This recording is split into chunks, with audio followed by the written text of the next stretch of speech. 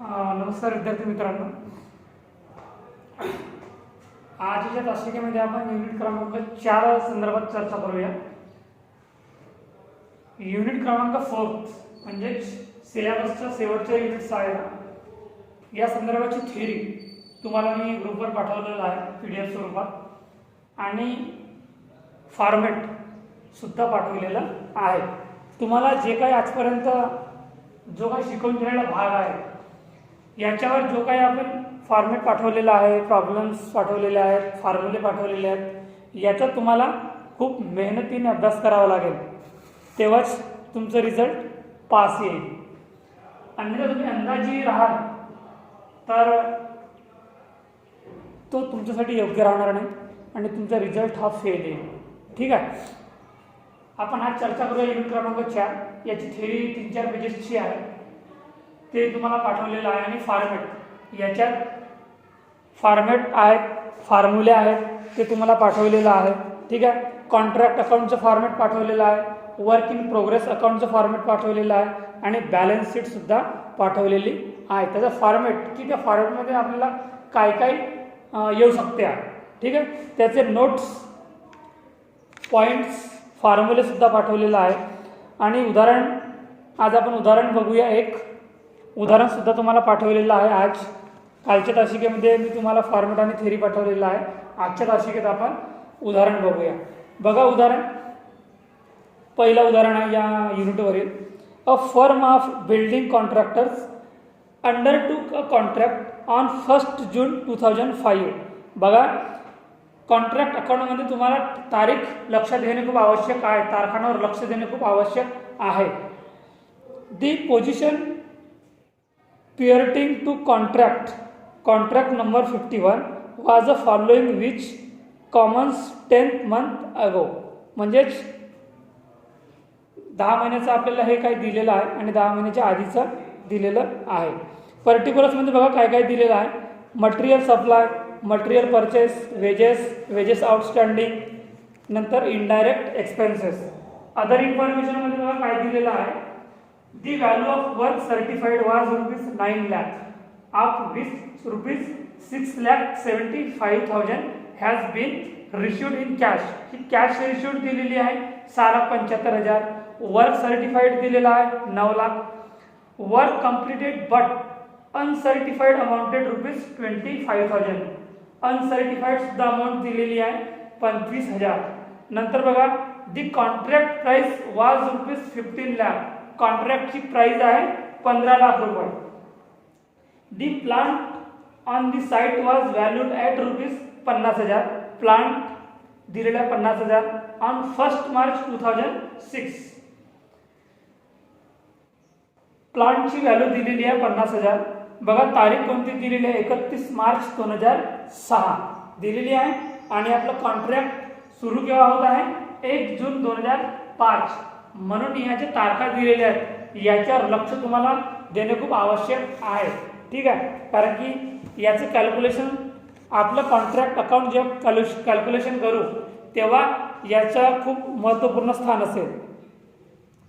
You are required to prepare contract number 51 after talking credit for profit which you think reasonable. ठीक आहे, तर पहिला उदाहरण आहे, तुम्हाला समजण्यास कठीण वाटेल पण लक्षपूर्वक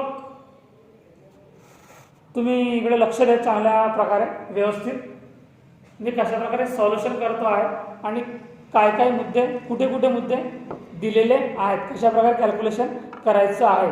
तुम्ही सुरुवातीचे जर 2-3 प्रॉब्लेम्स काळजीपूर्वक म्हणजे चांगल्या प्रकारे शांत दिमागाने जर लक्ष दिल्या माझ्या शिकवण्याकडे तर समोरचे प्रॉब्लेम्स तुम्हाला समजण्यास खूप सोपं होईल। ठीक आहे, बघा आपण याच्यात आपल्याला फक्त विचारलेलं काय आहे, फक्त कॉन्ट्रॅक्ट, प्रिपेअर कॉन्ट्रॅक्ट अकाउंट, फक्त आपल्याला याच्यात कॉन्ट्रॅक्ट अकाउंट तयार करायचं आहे। आपल्याला या उदाहरणात वर्क इन प्रोग्रेस अकाउंट तयार करायचं नाही आहे किंवा बॅलन्स शीट सुद्धा तयार करायची नाही आहे। फॉर्मॅटमध्ये तुम्हाला तिन्ही अकाउंट्स दिलेले आहेत पण त्याची स्थिती ही वेगवेगळी असेल।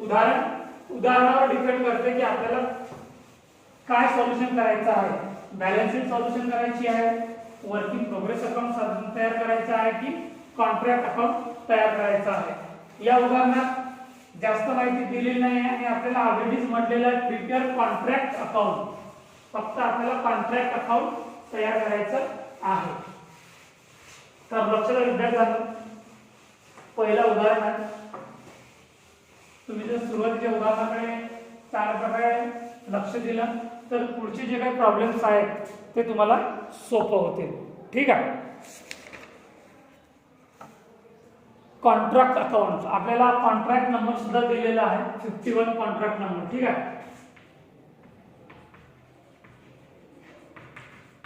Contract account number 51।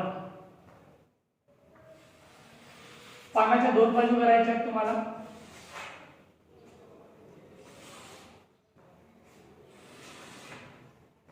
डेबिट बाजू, क्रेडिट बाजू, पर्टिक्युलरचे दोन कॉलम ठेवायचे आणि रुपीजचे दोन कॉलम ठेवायचे। बघा,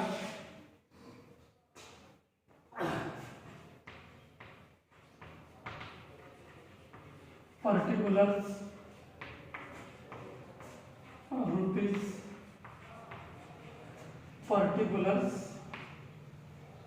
रुपीज। बघा आधी आपल्याला उदाहरणात काय दिलेलं आहे, मटेरियल सप्लाय दिलेला आहे, material supply to material supply, material supply to material supplied किती दिलेला आहे, 3,75,000, 3,75,000।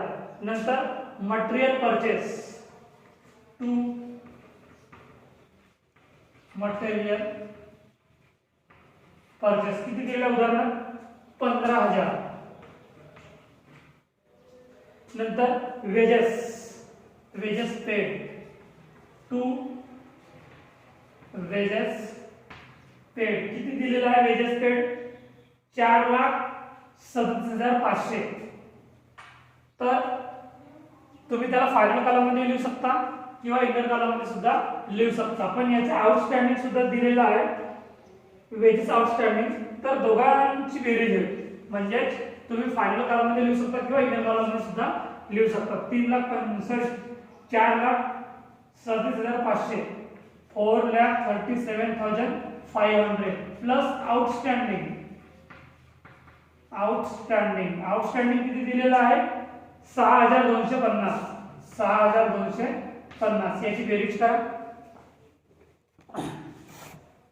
4,37,500 प्लस 6,250 4,43,750 4,43,750। नंतर दिलेलं आहे शेअर ऑफ इनडायरेक्ट एक्सपेन्सेस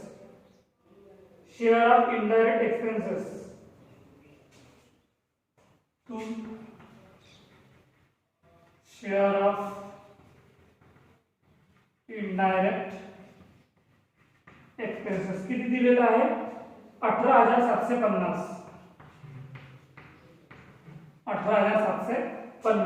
नंतर आहे cost of plant to cost of plant किती दिलेला आहे, 62,500 62,500।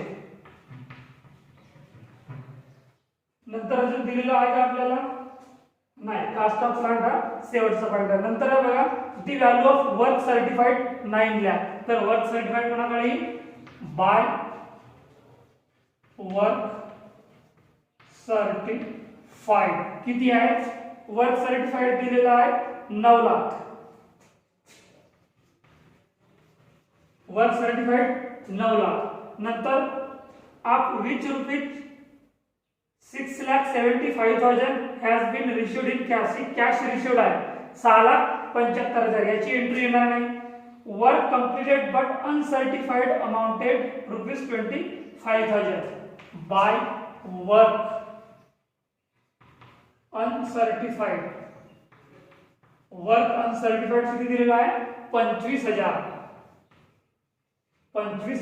नंतर दी कॉन्ट्रॅक्ट प्राइस, कॉन्ट्रॅक्टची प्राइस आहे 15 लाख, ते येणार नाही। The plant on the site was valued at rupees 50,000. Plant valued 50,000 ती येणार आहे 50,000. Plant at site by plant at site 50,000. ठीक आहे. प्लांट ॲट साईटच्या नंतर काय अजून दिलेलं आहे आपल्याला नाही, त्याच्यानंतर आपल्याला काय माहिती दिलेली नाही. याची टोटल करा किती येणार आहे 9,25,000 9,75,000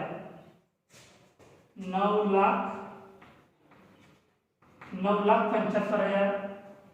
आता इक्वली टोटल किती येत आहे बघा 9,75,000. आता इक्वली टोटल 9,75,000 येतो का दोघांची सेम टोटल येत आहे का बघा 3,75,000 3,75,000 plus 15,000 plus 4,43,750 plus 18,750 3,75,000 plus 15,000 4,43,700 calculator 3,75,000 15,000 4,43,750 18,750 आणि 62,500 किती आहे 9,15,000. टोटल आहे 9,15,000. 9,15,000 मधून 9,75,000 मायनस करा 9,75,000 किती उरतील 60,000. हा काय राहणार आहे to balance CD. To balance CD हा बॅलन्स आहे. ठीक आहे. पहिला उदाहरणात केअरफुली लक्ष द्या तुम्ही. आपल्याला उदाहरणात दिलेलं आहे material supply 3,75,000 material purchase 15,000 wedges paid आहे 4,26,500 प्लस आउटस्टँडिंग 6,250. या दोघांची टोटल आपण इथे लिहिलं 4,43,750. शेअर ऑफ इनडायरेक्ट एक्सपेन्सेस जो तुम्हाला उदाहरणात दिलेला आहे 18,750. कास्ट ऑफ प्लांट प्लांटची कास्ट आहे 62,500. नंतर बाय वर्क सर्टिफाइड दिलेला आहे 9 लाख. बाय वर्क अनसर्टिफाइड दिलेला आहे 25,000 आणि प्लांट ऑफ साईट दिलेला आहे 50,000. या तिघांची टोटल इथे 9,75,000. इक्वली टोटल कमी येत होती 60,000 तर तो राहणार आहे बॅलन्स सीडी. तो बॅलन्स सीडी इकडे काय होणार आहे बाय बॅलन्स बीडी. बॅलन्स बीडी 60,000. इकडचा बॅलन्स इकडे आलेला आहे. ठीक आहे. आता आपल्याला उदाहरणात काय दिलेलं आहे बघा कॅश रिसिव्ड दिलेला आहे. ठीक आहे. आणि आपल्याला फॉर्म्युला बघा मी तुम्हाला फॉर्म्युला ग्रुपवर पाठवलेला आहे की फॉर्म्युलामध्ये पहिलाच फॉर्म्युला बघा मी तुम्हाला सांगतो आहे in complete contract the balance of profit should be transferred to profit and loss account by the following. आपल्याला जी काही रक्कम कॅश रिसिव्डची दिलेली राहील ती कोणत्या नावाने राहील profit and loss account by profit and loss account. याचा फॉर्म्युला सुद्धा तुम्हाला दिलेला आहे बघा balance of contract account. Balance किती आहे आपल्याला कॉन्ट्रॅक्ट अकाउंटवरच्या 60,000 दिलेला आहे बॅलन्स 60,000. म्हणून इथंच कॅल्क्युलेशन करायचं. बॅलन्स आहे 60,000. त्याचा फॉर्म्युला आहे की balance of contract account into 2/3 into cash received. Cash received आपल्याला उदाहरणात किती दिलेला बघा कॅश रिसिव्ड तुम्हाला दिलेली आहे 6,75,000. 6,75,000 भागीला सर्टिफाइड वर्क की बघा बाय वर्क सर्टिफाइड 9 लाख दिलेला आहे सर्टिफाइड वर्क 9 लाख. अशा प्रकारे तुम्हाला फॉर्म्युल्याची मांडणी करावी लागेल. ठीक आहे. काय प्रॉब्लेम आहे का तुम्हाला याच्यात? जर प्रॉब्लेम असेल तर विचारा. आपल्याला ऑलरेडी मी तुम्हाला फॉर्म्युला पाठवलेला आहे की अशा प्रकारे आपल्याला ते कॅल्क्युलेशन करावं लागेल. जो बॅलन्स निघालेला आहे बॅलन्स सीडी कॉन्ट्रॅक्ट अकाउंटवर तो बॅलन्स सीडी या बाजूला नंतर काय होणार आहे तो बॅलन्स बीडी. आपल्याला आता profit and loss account calculation करायचं आहे तर त्याचा फॉर्म्युला आहे की balance of contract account into 2/3 into cash received upon work certified. तर आपली कॅश रिसिव्ड आहे 6,75,000, वर्क सर्टिफाईड दिली आहे 9 लाख. याचं कॅल्क्युलेशन करा किती येईल. 60,000 गुणिला 2/3, 60,000 गुणिला 2/3 आणि गुणिला 6,75,000 भागीला 9 लाख, 30,000 निघालेला आहे. बरोबर आहे. याचं कॅल्क्युलेशन किती निघालेलं आहे, अमाऊंट किती निघालेली आहे, 30,000. आता किती उरते, अजून काय आपल्याला उदाहरणात दिलेलं आहे का काही रक्कम. कॉन्ट्रॅक्ट प्राइस तो तर येत नाही याच्यात. नंतर आपल्याला दिलेलं आहे profit received, to profit received, profit received किती राहणार आहे, 30,000 राहणार. प्रॉफिट रिसिव्ड 60,000 आणि 60,000. समजलं विद्यार्थ्यांना. पहिला उदाहरण आहे आणि छोटंसंच उदाहरण आहे, जास्त मोठा नाही आहे. आपल्याला पुढची उदाहरण सुद्धा अशाच प्रकारे कॅल्क्युलेशन करावं लागतील. ही स्टेप कॉमन राहणार आहे. हा फॉर्म्युला तुम्हाला कॉमन राहणार आहे, म्हणून फॉर्म्युला पटांतर करून टाकायचा आणि उदाहरण केअरफुली वाचायचं की आपल्याला काय दिलेलं आहे. ठीक आहे. तर पहिला उदाहरण आपण इथे संपवूया. या संदर्भात जर कोणतं पॉईंट्स तुम्हाला समजलं नसेल तर तुम्ही मला विचारा.